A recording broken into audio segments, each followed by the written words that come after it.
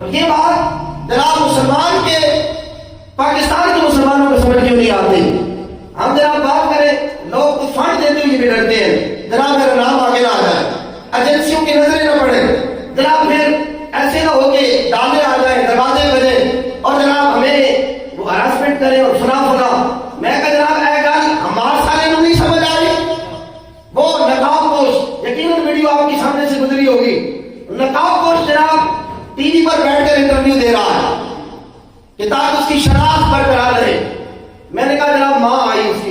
اس نے آ کر وہ نقاب کھینچ دیا، انہوں نے کہا جناب نقاب اتارو پتہ چلے گی ہمارا سمجھ آئے گا۔ میں نے یہ بات سوچی، پھر میں نے کہا جب قوم کے اندر ایسی مائیں موجود ہیں نا،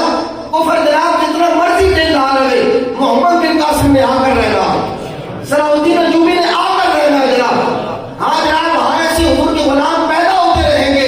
یہ ان کے رستے میں روڑے اٹکاتے رہیں